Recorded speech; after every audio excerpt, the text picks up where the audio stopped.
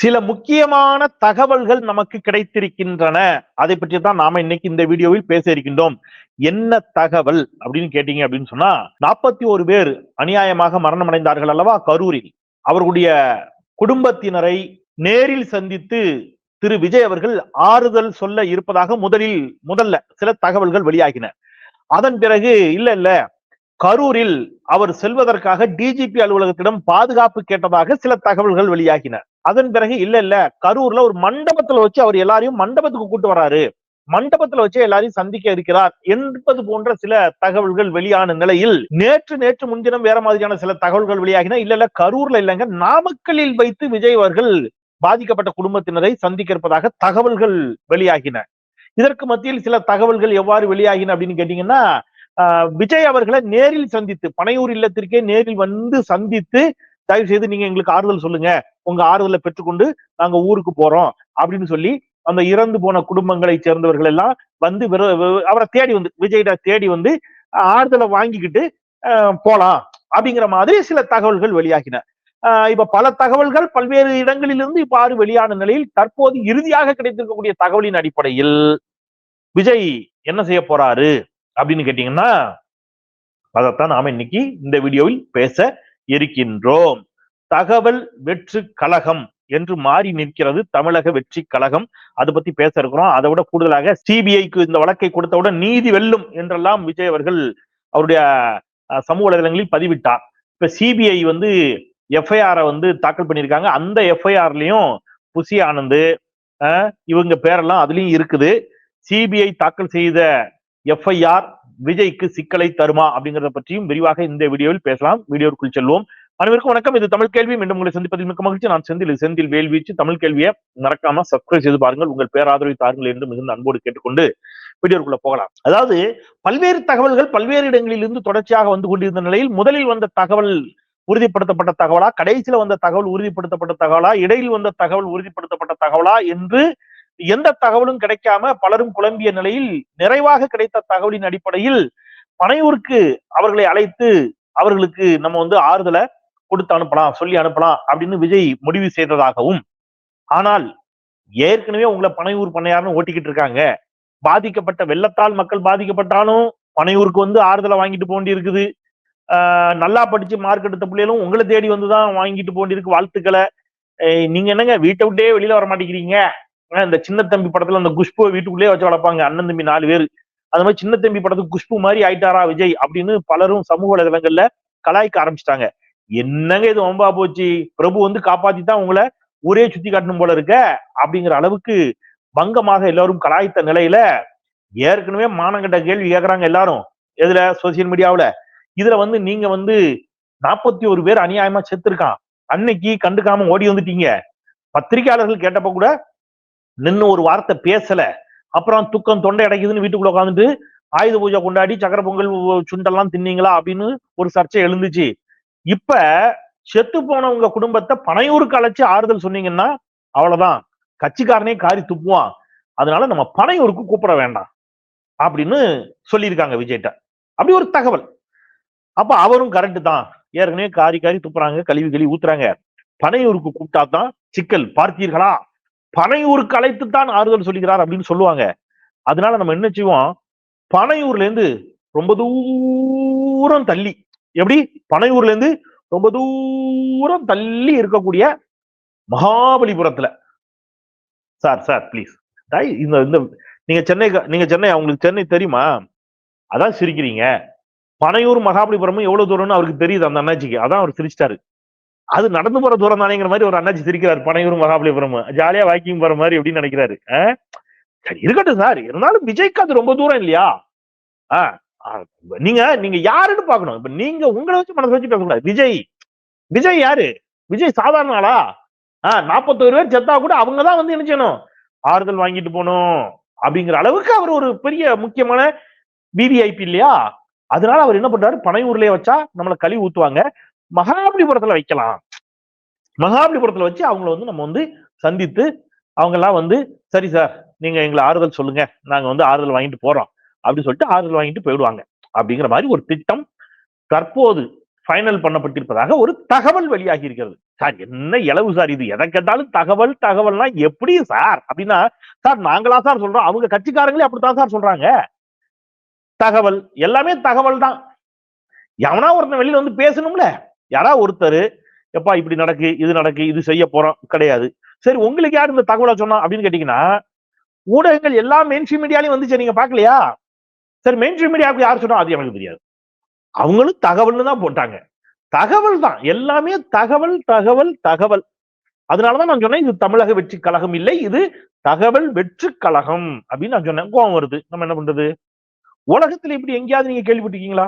அதாவது பெரிய தலைவர்கள் இப்ப முன்னாடி எல்லாம் ஜெயலலிதா அம்மா, இப்ப வந்து நம்முடைய முதலமைச்சர் ஸ்டாலின் அவர்கள், துணை முதலமைச்சர்லாம் மக்களோடு மக்களா இறங்கி நின்னு என்ன செய்றாங்க, அந்த பேரிடர் காலங்கள்ல மக்களோடு நிப்பாங்க. விடிய விடிய நைட் எல்லாம் இரவெல்லாம் மக்களோட நிக்கிறதெல்லாம் நம்ம பார்த்திருக்கிறோம்.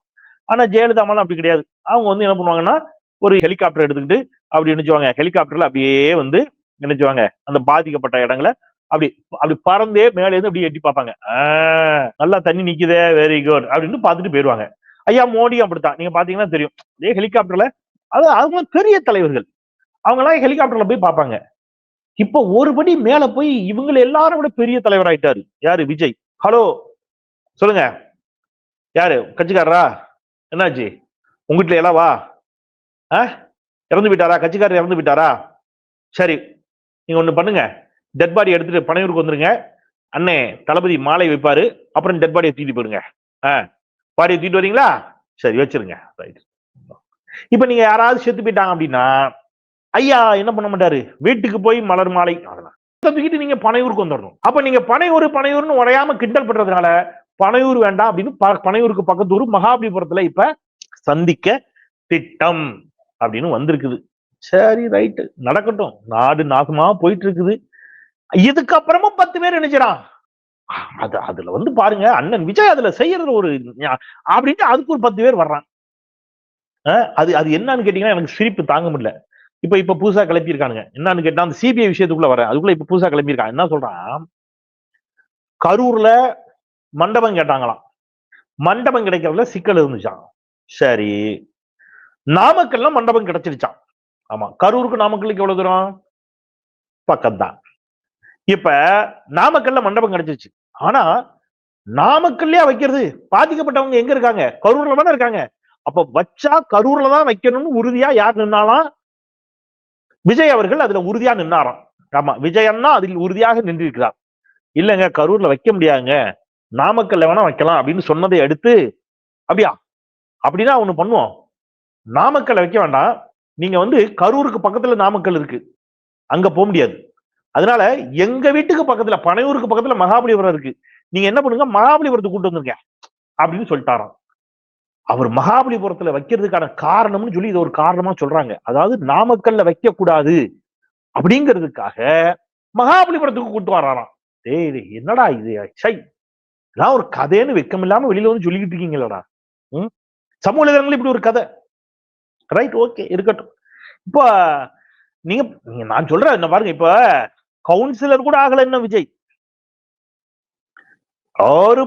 அதுக்குள்ள மக்களை இந்த பாடுபடுத்துவேன், பாதிக்கப்பட்டவனை வந்து மதிக்க மாட்டேன், சல்லி பைசாக்கு மதிக்க மாட்டேன், எல்லாரும் என்னை தேடி வந்துதான் பார்க்கணும் அப்படின்னு சொன்னா, இப்ப நான் என்ன கேக்குறேன், இப்ப உடனே சொல்றாங்க எங்க ஐயா ரோட்ல இறங்கினாலே கூட்டம் கூடிரும், அப்ப பிரச்சனை ஆயிடுது, அதனாலதான் அவரு அப்படி அப்படின்னு ஒரு நியாயப்படுத்துறாங்க. சரி, உங்க விஜய் என்ன ரோட்ல கூட்டினாலே கூட்டம் கூடிரும், நான் நியாயமா கேட்கிறேன், மனசாட்சியோட பதில் சொல்லணும். விஜய் நேசிப்பவர்கள் கூட மனசாட்சியோட பதில் சொல்லணும். இப்ப விஜய் வந்து வந்தாலே கூட்டம் கூடும், அதனால ஒரே பிரச்சனை ஆயிருது, அதனால அவர் வந்து சின்ன தம்பி குஷ்பு மாதிரி வீட்டுக்குள்ளே இருக்காருன்னு வச்சுக்கிடுங்க ஒரு வாதத்துக்கு. இப்ப நான் என்ன சொல்றேன், இப்ப நாளைக்கு வெற்றி பெற்று எம்எல்ஏ ஆயிட்டாரு, தொகுதிக்கு போக மாட்டாரு, போனாலே கூட்டம் கூடும், பிரச்சனை ஆகும். அப்ப எங்க இருப்பாரு? வீட்டுக்குள்ளேயே உட்காந்துருப்பாரு. தொகுதி பிரச்சனை குறித்து பேசுவதற்கு தாசில்தார்ல இருந்து எல்லாரும் எங்க வரணும்? மக்கள் எல்லாரும் பனையூருக்கு வரணும். இப்ப இவர் மதுரை மேற்கு விஜய் அப்படின்லாம் சொன்னார்ல, இப்ப மதுரை தொகுதியில இருக்கவன் டெய்லி எங்க வந்து பார்க்கணும்? அவரை பனையூருக்கு வந்து பார்க்கணும். சரி, ஒரு வாதத்துக்கு வச்சுக்கிறேன், ஒரு நாள் அது நடக்க போறது, ஒரு வாதத்துக்கு ஒருவேளை முதலமைச்சராகவே ஆயிட்டாரு, சட்டப்பேரவைக்கு வரமாட்டாரு, ஏன்னா சட்டப்பேரவைக்கு வந்து அதான் கூட்டம் கூடுமே. புரியுதா உங்களுக்கு? பயங்கர கூட்டம் கூடுமா? விஜய் என்ன வெளியில வந்தாலே கூட்டம் கூடுமா இல்லையா? அப்ப சட்டப்பேரவைக்கு வரமாட்டாரு, பனையூர்லயே படுத்துக்கிடுவாரு, சின்ன தம்பி குஷ்பு மாதிரி இல்லையா? இப்ப என்ன பண்ணணும்? எம்எல்ஏக்கள், ministers, chief secretary, finance secretary எல்லாரும் எங்க போகணும்? பனையூருக்கு போகணும். ஆமா, நல்லா இருக்குல்ல? எல்லாமே பனையூர்ல தான் இருப்பாரு ஐயா. ஆமா, ஏன்னா வெளியில வந்தாதான் கூட்டம் கூடுமே. நான் சொல்ல இவர் வெளியில வந்தாதான் கூட்டம் கூடுதல. எதுக்கு வெளியில வரீங்க? வீட்டுக்குள்ளே இருக்கீங்க. என்னத்துக்கு நீங்க அரசியல் கட்சி ஆரம்பிச்சு என்னத்துக்கு வெளியில வந்தாலே கூட்டம் கூடுது, அதனால வெளியில வர மாட்டேன்னா வீட்டுக்குள்ளே இருந்துக்கிடுங்க. இது ஒரு வாதமா? இது ஒரு பேச்சா? யாருக்கு அதுல பூ சுத்துறீங்க? உங்க சினிமா ஷூட்டிங் கூட்டம் இல்லாம கரெக்டா நடத்த தெரியுது. கோயம்புத்தூர் விமான நிலையத்தில் இறங்கி கரெக்டா உங்க ஷூட்டிங்க்கு போ தெரிஞ்சது. கூட்டம் இல்லாம நீங்க நடத்தினதெல்லாம் நான் சொல்லட்டுமா? அதெல்லாம் நடக்க முடியுது கரெக்டா. அப்ப நீங்க வேணும்னு செய்யற சேட்டை இது. செஞ்சு விட்டு அப்புறம் எங்க ஐயா இறங்கினாலே கூட்டம் கூடும். என்ன வாதம் இது? அதனால வரமாட்டாரு. சரி, இப்ப தேர்தல் பிரச்சாரத்துக்கு என்ன பண்ணுவாரு?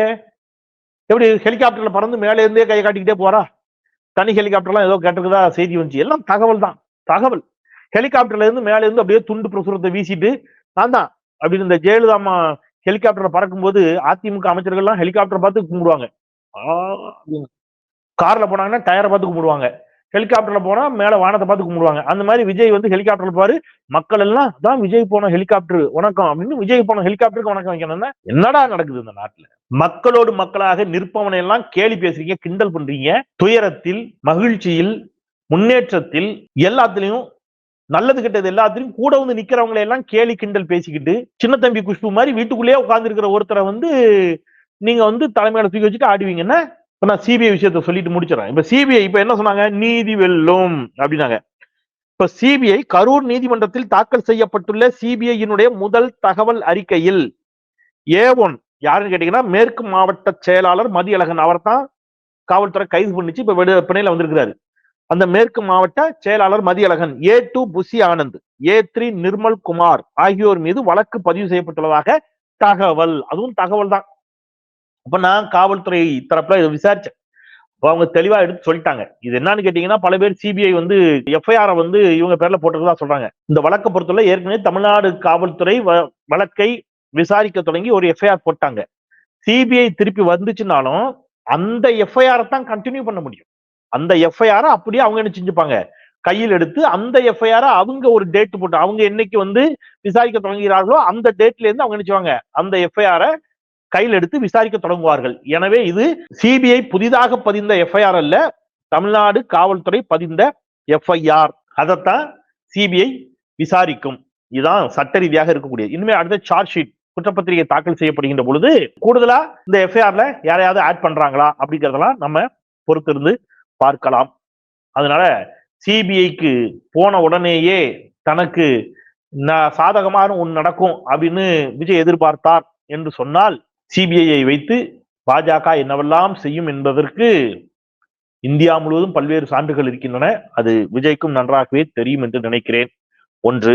இன்னொன்று, ஏதோ இது சிபிஐ போட்ட எஃப்ஐஆர் என்பது போன்ற ஒரு தகவல் பரவுகிறது. இல்லை, தமிழ்நாடு காவல்துறை போட்ட எஃப்ஐஆரை சிபிஐ டேக் ஓவர் பண்ணிப்பாங்க அப்படிங்கிறதா சட்ட ரீதியாக இருக்கக்கூடிய விடயம் என்பதையும் உங்களுக்கு தெளிவுபடுத்தி விட்டு அந்த அளவிலே ஆறுதல் பெற வருகை தரக்கூடிய 41 குடும்பத்தினர் சென்னைக்கு வருகை தர இருக்கிறார்கள். அவர்களுக்கு நம்முடைய ஆறுதலை சொல்லுவோம். என்ன பண்றது வேற? ஏன்னா நீங்க இந்த நாட்டுலதான் கேவலம். இரவு அன்னைக்கு நடந்த சம்பவம் நடந்த உடனேயே இரவோடு இரவாக கரூர் மக்களோடு துணை நிற்பதற்காக இங்கிருந்து ஓடுகிறார் தமிழ்நாடு முதலமைச்சர். அவரை பார்த்து கெக்க பக்கியாங்க ஒருத்தர் வாயிலும் வைத்து அடிச்சுட்டு அல்றாரு. அன்பில் மகேஷ் கண்ணீரோட நிற்கிறார். அவரை பார்த்து கெக்க பக்கியாங்க. ஹாஸ்பிட்டலுக்கு ஓடி போய் கூட இருந்து எல்லாத்தையும் உதவி செஞ்ச செந்தில் பாலாஜிய ஏதோ பெரிய எம்ஜிஆர் படத்துல வர்ற நம்பியார் மாதிரி பாக்குறான். குடிக்க தண்ணி இல்ல, அவ்வளவு பேரும் அங்க கிடந்தான். கடையெல்லாம் இல்ல, பூட்டிட்டு போயிட்டாங்க. முப்பெருமுழா திமுக நடத்திய முப்பெருமுழா, அதுக்கு ஏகப்பட்ட தண்ணீர் பாட்டில் ஆர்டர் பண்ணியிருந்தாங்க. அந்த தண்ணீர் பாட்டில்ல திமுக ஸ்டிக்கர் தான் ஒட்டியிருப்பாங்க. ஏன்னா திமுக முப்பெருமுழா அதெல்லாம் ஆபீஸ்ல இருக்கு, எடுத்து கொண்டு வாங்கப்பா எல்லாருக்கும் கொடுங்கப்பான்னு செந்தில் பாலாஜி சொல்லி அதை கொண்டு வந்து எல்லாருக்கும் கொடுத்தா தண்ணி கொடுக்காத விஜய் எவனும் ஏன்னு கேட்க மாட்டேங்கிறான். தண்ணி கொடுத்த செந்தில் பாலாஜிய பார்த்து நீ ஏன் தண்ணி கொடுத்தேங்கிறான். இப்ப இரவோடு இரவாக களத்திற்கு போன முதலமைச்சர், வெளிநாட்டு பயணத்தை ரத்து செஞ்சுட்டு உடனே வந்த துணை முதலமைச்சர், அங்கிருந்து கண்ணீரோடு நின்ற கல்வி அமைச்சர், உடனே ஓடி போய் உதவிக்கரம் நீட்டிய செந்தில் பாலாஜி, சுகாதாரத்துறை அமைச்சர் அண்ணன் மாசு, இவங்களை எல்லாம் பார்த்து கக்கா பக்கங்க வில்ல மாதிரி பாக்குறான். வீட்டுக்குள்ளேயே உட்கார்ந்து இருக்கிற விஜய ஆகா ஓங்கிறான். என்னடா உங்களுடைய அரசியல் புரிதல் எனக்கு தெரியல. உங்களை மாதிரியான ஒரு கூட்டம் இருந்தால் விஜய் இல்ல, யார் வேணாலும் இந்த நாட்டுல வந்து உங்களை என்ன செய்ய முடியும், ஏமாற்ற முடியும். இன்னும் ஏமாறுவதற்கு நீங்கள் தயாராக இருந்தால் என்பதை சொல்லி, இனமான சுயமரியாதை உணர்வுள்ள மக்களாக இந்த சமூகம் மாற வேண்டும் என்பதை சொல்லி மீண்டும் கனத்த இதயத்தோடு நிறைவு செய்கின்றேன், விடைபெறுகின்றேன். குரலற்றவர்களின் குரலாய் நான் செந்தில். நன்றி.